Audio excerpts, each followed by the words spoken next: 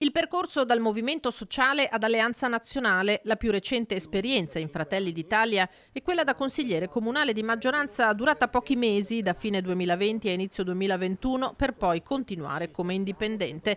Arriva da questi trascorsi Diego Giovine in corsa a Castelfranco per il ruolo di sindaco con la lista Onestà e Trasparenza. È proprio il suo vissuto amministrativo ad averlo spinto a candidarsi. Ho visto che la politica, quella dovrebbe essere con la P maiuscola, invece a Castelfranco è con la P minuscola. Ho notato proprio nel tempo che gli interessi dei cittadini vengono in secondo piano.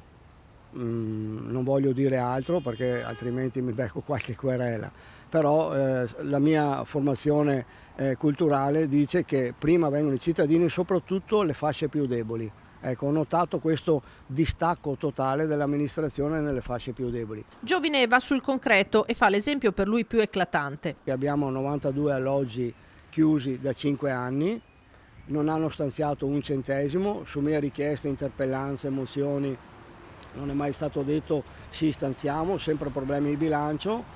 Il bilancio lo fanno le persone privilegiano altri tipi di finanziamenti, tipo le mostre fallimentari che hanno fatto, speso 600.000 euro di 3 mostre con un incasso di 31.000 euro. Si potevano ristrutturare circa 30 appartamenti. La risposta abitativa per i più fragili, una delle priorità di Giovine, che dovesse diventare sindaco, tra i primi interventi da attuare metterebbe anche l'abbattimento delle barriere architettoniche. Avendo anch'io una disabilità, noto che Castelfranco è fanalino di coda per le barriere architettoniche. Quella sarà sicuramente la prima o la seconda iniziativa di eliminare tutte le barriere architettoniche, ma anche per i passeggini stessi delle mamme con i bambini, oltre ai disabili, perché abbiamo marciapiedi fatiscenti.